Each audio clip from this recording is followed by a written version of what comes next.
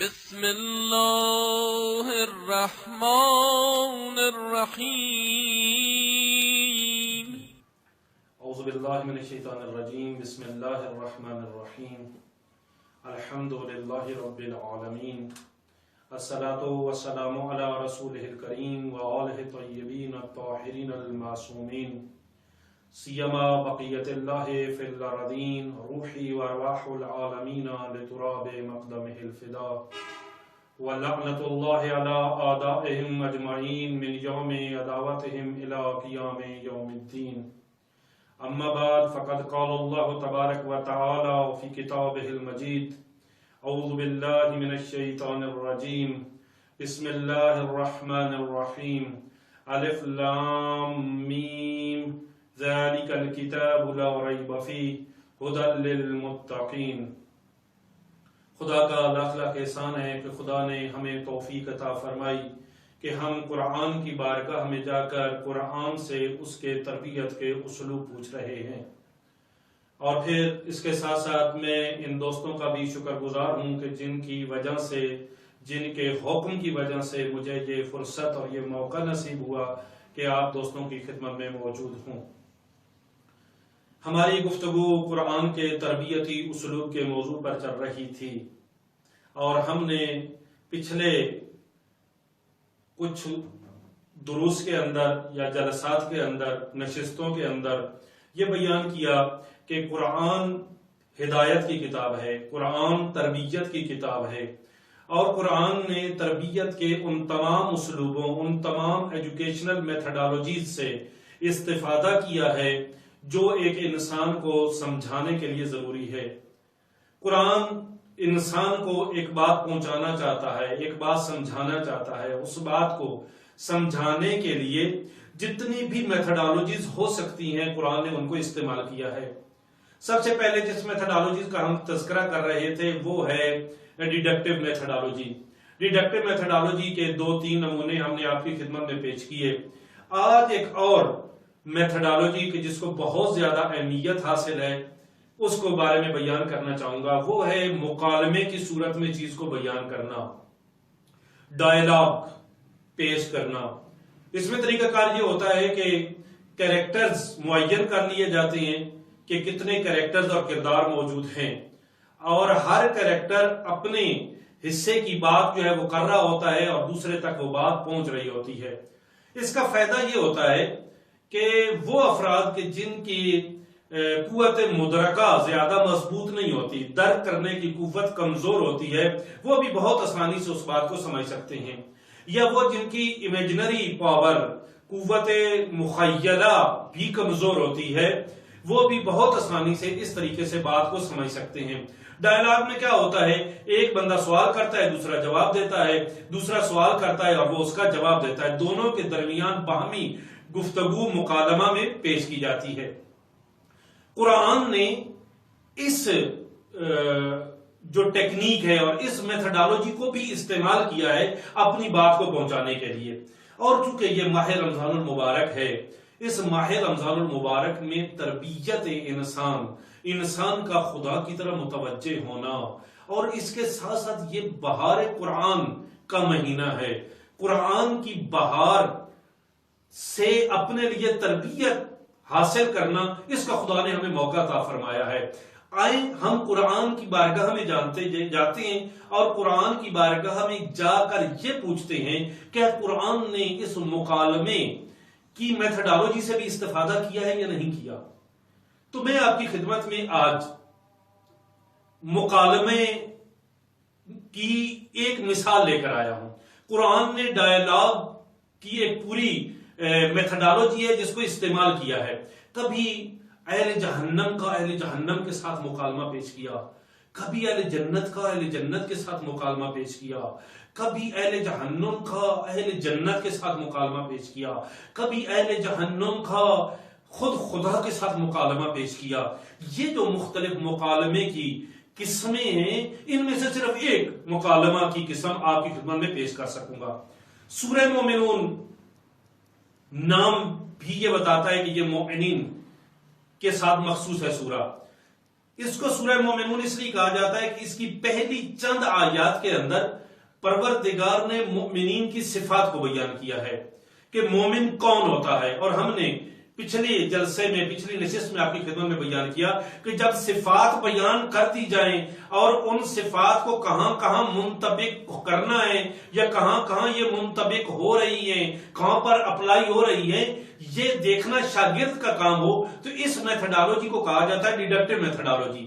لیکن آج ہم ڈیڈکٹیو میتھڈالوجی کو یوز نہیں کر رہے، آج ہم قرآن کی بارگاہ میں جا کر قرآن نے جو مکالمہ کی میتھڈالوجی، ایک رویہ اور ایک سلوک پیش کیا ہے اور ایک اسلوب پیش کیا ہے، اس کو آپ کی خدمت میں پیش کرنا چاہ رہے ہیں۔ سورہ مومنون کی تقریباً 104 نمبر آیت سے لے کر 114 نمبر آیت تک تقریباً یہ 10 آیات ایسی ہیں جس کے اندر خدا نے یہی میتھڈالوجی استعمال کی ہے۔ اس سورت میں 104 نمبر آیت سے پہلے بیان ہو رہا ہے کہ جن کے نامہ اعمال دائیں ہاتھ میں ہوں گے وہ جنت میں جائیں گے، جن کے بائیں ہاتھ میں ہوں گے وہ جہنم میں جائیں گے، جن کا اعمال کا پلڑا بھاری ہوگا وہ جنت میں جائیں گے، جن کے اعمال کا پلڑا ہلکا ہوگا وہ جہنم میں جائیں گے۔ یہ باتیں کرنے کے بعد خدا ارشاد فرماتا ہے، اعوذ باللہ من الشیطان الرجیم، تلفح وجوہہم النار وہم فیہا قالعون۔ تلفح کا مطلب یہ ہے جھلس رہے ہوں گے، آگ لگے نا تو جو جھلس پیدا ہوتی ہے اس کی بات ہو رہی ہے، جھلس رہے ہوں گے۔ وجوہہم ان کے چہرے، یعنی اہل جہنم کے چہرے آگ سے جھلس رہے ہوں گے۔ اور یہاں پر لفظ تلفح استعمال ہوا ہے، تلفح فعل مضارع ہے، اور فعل مضارع جو ہے یہ استمرار پہ دلالت کرتا ہے، یعنی یوں نہیں کہ ایک دفعہ جھلسیں گے، بار بار جھلس رہے ہوں گے۔ ان کے چہرے کس سے؟ آگ سے۔ وَهُمْ فِيهَا قَالِحُونَ، اور ان کی حالت یہ ہوگی جہنم میں اور اس آگ میں کہ وہ قالحون ہوں گے۔ قالحون سے مراد کیا ہے؟ قالحون سے مراد یہ ہے کہ ان کے ہونٹ الٹے ہو جائیں گے اور ان کے دانت باہر نکل آئیں گے، یہ والی حالت ہو گئی ہوگی ان کی۔ خدا سے دعا کرنی چاہیے کہ خدا ہمیں اس دن آگ کے عذاب سے نجات دلائے۔ ایسے عالم میں جب ان کی یہ حالت ہوگی، اس وقت مکالمہ کو پروردگار شروع کرے گا۔ پروردگار آ کر ان جہنمیوں سے ایک بات کرے گا، ایک سوال کرے گا، اور وہ سوال کیا ہوگا؟ پیغمبر اکرم صلی اللہ علیہ وآلہ وسلم پر ہونے والی وحی میں اللہ قرآن مجید میں سورہ مومنون کی آیت نمبر 105 میں ارشاد فرما رہا ہے، الم تکن آیاتی تتلی علیکم، الم تکن آیاتی تتلی علیکم، کیا میری آیات تمہارے اوپر تلاوت نہیں کی گئیں؟ کیا میری آیات تمہارے سامنے واضح اور ظاہر نہیں کی گئیں؟ یہاں پر آیات سے مراد صرف آیات قرآنی نہیں ہے، آیات سے مراد نشانیاں ہیں۔ یہ نشانیاں انسان کے اندر بھی موجود ہو سکتی ہیں، یہ قرآن کی آیات بھی ہو سکتی ہیں، یہ اس کائنات کے اندر آیات اور نشانیاں ہو سکتی ہیں۔ خدا کہہ رہا ہے اہل جہنم کو کہ کیا میری نشانیاں تمہارے اوپر ظاہر نہیں کی گئی تھیں؟ فَكُنْتُمْ بِهَا تُكَذِّبُونَ، تم تو وہ تھے کہ جو تم ان کو بار بار استمرار کے ساتھ جھٹلا رہے تھے۔ یہاں پر بھی تُكَذِّبُونَ ہے، یعنی فعل مضارع استعمال کی گیا، اور فعل مضارع کس پر دلالت کرتا ہے؟ استمرار پر، یعنی بار بار تم میری آیتوں کو ٹھکرا رہے تھے، جھٹلا رہے تھے، میری آیات تمہارے سامنے پیش کی جا رہی تھیں اور تم ان کو جھٹلا رہے تھے۔ خدا پوچھ رہا ہے کیا تم پر میری آیات کی تلاوت نہیں ہو رہی تھی؟ کیا تمہارے سامنے میری آیات کو پیش نہیں کیا جا رہا تھا اور تم ان کو بار بار جھٹلا رہے تھے؟ تو جہنمی کیا جواب دیں گے؟ جہنمی کیا کہیں گے؟ قالو، جہنمی کہیں گے ربنا، اے میرے پروردگار، غلبت علینا شکوتنا، پروردگار ہمارے اوپر ہماری شکاوت غالب آ گئی تھی، ہماری بدبختی ہمارے اوپر غالب آ گئی تھی. یعنی کیا کہہ رہے ہیں؟ شکوتنا کہہ رہے ہیں، یعنی اپنی طرف نسبت دے رہے ہیں اور اپنے اس گناہ کو اور اپنی اس ظلم کو برداشت کر رہے ہیں اور اس کے اوپر اقرار کر رہے ہیں کہ ہاں یہ ہم نے غلطی کی تھی. یہ اعتراف کر رہے تھے کہ ہمارے اوپر ہماری شکاوت غالب آ گئی تھی. اس کا مطلب یہ ہے کہ شکاوت غالب کیوں آتی ہے؟ اس کے اسباب ہوتے ہیں، اور وہ اسباب کون فراہم کرتا ہے؟ وہ خود انسان فراہم کرتا ہے. انسان شکاوت کے اسباب خود فراہم کرتا ہے، اس لیے انسان کے اوپر شکاوت غالب آتی ہے. اور اگر شکاوت غالب آ جائے، بدبختی غالب آ جائے، تو نتیجہ کیا نکلتا ہے؟ کہ انسان اللہ کی آیات کو جھٹلا دیتا ہے. اور یہ کیا کہیں گے اس دن؟ یہ کہہ رہے ہیں ربنا غلبت علینا شکوتنا، پروردگارا ہمارے اوپر ہماری شکاوت، ہماری بدبختی غالب آ گئی تھی. وما كنا قوما وكنا قوما ضالين، اور ہم گمراہ قوم بن گئے تھے. یعنی خود اقرار کر رہے ہیں کہ ہمارے اوپر ہماری شکاوت غالب آ گئی تھی، جس کی وجہ سے ہم تیری آیات کو جھٹلا رہے تھے. یہ سبق ہے ہمارے لیے کہ اللہ کی آیات، اللہ کی نشانیاں ہمارے سامنے تلاوت کی جائیں، ہمارے سامنے بیان کی جائیں، اور ہم ان کے اوپر عمل نہ کریں. تو کذب ان سے مراد یہ نہیں ہے کہ بندہ زبان سے کہہ دے میں نہیں مانتا، بلکہ عملاً ان کے اوپر عمل نہ کر رہا ہو. یہ تو کذبون ہے، یہ جھٹلانا ہے. بلکہ بعض اوقات زبان سے جھٹلانا اتنا اہمیت کا حامل نہیں ہوتا جتنا خود عمل میں جا کر جھٹلانا زیادہ نقصان دہ ثابت ہوتا ہے. تو ہمیں بھی یہ دیکھنا ہے کہ کہیں قرآن کی آیات، خدا کی آیات، خدا کی نشانیاں ہمارے سامنے جو تلاوت کی جا رہی ہیں، ہمارے سامنے جو پیش کی جا رہی ہیں، ہمیں ارد گرد جو خدا کی نشانیاں نظر آ رہی ہیں، کہیں ایسا تو نہیں ہے کہ ہم عمل میں ان کو جھٹلا رہے ہوں. اور پھر اس دن ہمیں پروردگار کی بارگاہ میں پہنچ کر پروردگار کے سوال کے سامنے یہ نہ کہنا پڑے کہ پروردگارا کہ ہم کن قوما ضالین، ہم گمراہ قوم بن گئے تھے. سورہ حمد کی آخری آیت کو دیکھیں، انعمت علیہم غیر المغضوب والضالین، وہ جن کے راستے پہ ہم نہیں چلنا چاہ رہے.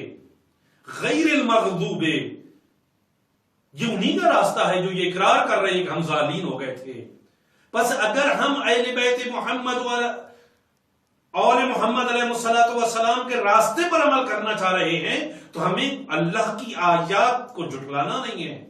اللہ کی آیات کے سامنے سر کو تسلیم خم کرنا ہے، سر کو جھکا دینا ہے اور اس پر عمل کرنا ہے. ورنہ قیامت والے دن ہمیں بھی خدا نہ خواستہ خدا کی بارگاہ میں یہ اقرار کرنا پڑے کہ ہم ظالم قوم ہو گئے تھے، گمراہ قوم ہو گئے تھے. اور پھر یہ کیا کہتے ہیں؟ اب یہ اقرار کرنے کے بعد یہ پروردگار کی بارگاہ میں کہتے ہیں ربنا اخرجنا منہا، پروردگارا آج ہمیں اس جہنم سے نجات دے دے. ربنا اخرجنا، پروردگار ہمیں نکال دے، خارج کر دے. منہا یعنی جہنم سے، اس نار سے آج، اس آگ سے آج ہمیں باہر نکال. فَإِنْ عُدْنَا، اگر ہم نے دوبارہ ایسا کیا، اگر ہم نے دوبارہ تکرار کیا ایسا کہ تیری آیات کو جھٹلا دیا، فَإِنَّا ظَالِمُونَ، تو پھر یقیناً ہم ظالم ہوں گے. یعنی کہنا کیا چاہ رہے ہیں؟ یہ کہنا چاہ رہے ہیں کہ پہلے ہم نے غلطی کر دی، اب ایک بار پھر ہمیں موقع عطا فرما اور ہمیں اس جہنم سے نکال، اور پھر اگر ہم نے ایسا کیا تو واقعاً ہم ظالم ہوں گے. یعنی یہ کہنا چاہ رہے ہیں کہ پروردگارا آج معاف کر دے، ایک دفعہ معاف کر دے، ایک دفعہ واپس جانے دے، پھر کبھی بھی ایسا نہیں کریں گے. یہ کون کہہ رہے ہیں؟ جو جہنم میں جا چکے ہیں وہ کہہ رہے ہیں. اور خدا نے قرآن مجید میں اس کو اس لیے بیان کر دیا ہے کہ جو ابھی زندہ ہیں اس دنیا میں موجود ہیں ان کو یہ بتا دوں تو اس دن جہنم والے یہ کہیں گے. یعنی آج مجھ جیسے ہر بندے کو متوجہ ہو جانا چاہیے کہ پروردگار کے سامنے اس دن یہ کہنا نہ پڑے، اور آج ہی موقع ہے اس موقع کے اوپر عمل کر لے. خدا کیا کہے گا جب انہوں نے مہلت مانگی، ایک دفعہ اور موقع مانگا؟ خدا کیا کہے گا؟ قال اخسؤوا فیہا. جملہ بہت عجیب ہے. اخساء راغب اصفہانی کہتی ہیں، جو قرآنی لغت کے بہت زیادہ ماہر معروف ہیں، اور علامہ طباطبائی نے تفسیر المیزان میں سب سے زیادہ اعتماد اگر کیا ہے تو راغب اصفہانی پر کیا ہے. راغب اصفہانی یہ کہتی ہیں کہ خاصا لفظ عرب کس لیے استعمال کرتے تھے کہ جب انہوں نے کتے کو دھتکارنا ہوتا تھا تو اس وقت وہ استعمال کرتے تھے. اخسا یعنی دفع ہو جا، دھتکارنے. اور کس کو دھتکارنے؟ جو نجس العین ہے اس کو بھی غصے کے عالم میں، حقارت کے انداز میں جب دھتکارا جاتا تھا تو اس وقت عرب کہتے تھے اخسا. خدا کہہ رہا ہے قال اخسؤوا فیہا. اس دن خدا کہے گا جب یہ اہل جہنم جائیں گے اور جا کر کہیں گے پروردگارا ایک دفعہ موقع دے دے، دوبارہ ظلم نہیں کریں گے، دوبارہ گمراہ نہیں ہوں گے، دوبارہ تیری آیات کو جھٹلائیں گے نہیں. خدا کیا کہے گا؟ قال اخسؤوا فیہا، دفع ہو جاؤ جہنم میں. انتہائی حقارت کے ساتھ. کون کہہ رہا ہے؟ جو پروردگار ہے، جو رحمان ہے، جو رحیم ہے، جو کریم ہے. جہنم میں موجود لوگ جب اللہ کی بارگاہ میں یہ درخواست لے کر آئیں گے کہ پروردگارا ایک دفعہ موقع دے دے، اس وقت کہا جائے گا قال اخسؤوا فیہا، دفع ہو جاؤ جہنم میں. وہ جو موت سے زیادہ محبت کرنے والا ہے، وہ جو بہت کریم ہے، جس نے مجھے خلق کیا ہے، جس نے مجھے بنایا ہے، جو مجھے نعمتیں دے رہا ہے، لیکن اس دن غصے میں آ کر کہے گا اخسؤوا فیہا. آج کے دن اس دنیا میں مجھے متوجہ ہو جانا چاہیے. اور یہ کون سی کتاب ہے؟ لا ریب فیہا، کہ اس میں کسی قسم کے شک و شبہ کی گنجائش نہیں ہے. اس کتاب کے اندر اللہ خود فرما رہا ہے کہ اس دن اگر تم میری بارگاہ میں آئے اور مجھ سے آ کر ایک بار پھر مہلت مانگی تو اس دن میں کہوں گا اخسؤوا فیہا، دفع ہو جاؤ جہنم میں. آج ہی بچنے کی کوشش کرنی چاہیے، آج ہی کوئی تدبیر کرنی چاہیے کہ بچ جائیں اس دن سے کہ جب وہ کریم اللہ، وہ رحیم اللہ، وہ رحمان اللہ وہ غضبناک ہو جائے مجھ پر. ولا تکلمون، صرف یہ نہیں کہا کہ دفع ہو جاؤ، بلکہ یہ کہا کہ دفع ہو جاؤ، مجھ سے بات نہ کرو. ولا تکلمون، مجھ سے بات نہ کرو. خدا بات کرنا بھی پسند نہیں کرتا، لیکن اس دنیا میں کہہ رہا ہے کہ اے گناہگارو، اے خطائیں کرنے والو، اے غلطیاں کرنے والو، آؤ مجھ سے مانگو، میں تمہیں معاف کر دے والا ہوں. اور یہ رمضان المبارک، یہ مغفرتوں کا مہینہ، یہ رحمتوں کا مہینہ، یہ بخششوں کا مہینہ، یہ تو اس ایج میں، اس عمر میں، اس دنیا میں جتنا خدا سے مانگو خدا خوش ہوتا ہے. خدا کہتا ہے مجھ سے مانگو، مجھ سے باتیں کرو، مجھ سے راز و نیاز کرو، مجھے اپنے دکھ سناؤ. لیکن اس دن اگر دکھ لے کر گئے تو خدا کیا کہے گا؟ اخسؤوا فیہا ولا تکلمون، اور مجھ سے بات نہ کرو. ڈرنا چاہیے اس دن سے کہ جب پروردگار کہہ دے کہ تم مجھ سے بات نہ کرو. اور پھر اور کیا کہے گا خدا اس دن کہے گا انہو کان فریق من عبادی. یاد کرو اس وقت کو کہ دنیا میں میرے بندوں کا ایک گروہ تھا. عبادی میرے بندوں کا، میرے عبد تھے. وہ عبد کون ہوتا ہے؟ عبد وہ ہوتا ہے جو اپنے مولا کی مرضی کے مطابق زندگی گزارتا ہے، جو کچھ کرتا ہے اپنے مولا کی مرضی کے مطابق کرتا ہے۔ خدا کہے گا یاد کرو وہ دن کہ دنیا میں میرے بندوں کا ایک گروہ تھا، میرے عباد تھے، میرے عبد تھے، یقولون، چونکہ وہ میرے بندے تھے، وہ اس وقت کہا کرتے تھے، کیا کہتے تھے؟ ربنا آمنا، اے پروردگار ہم ایمان لے کر آئے۔ ایمان لے کر آتے تھے اور مجھے کہتے تھے پروردگار ہم ایمان لے کر آئے۔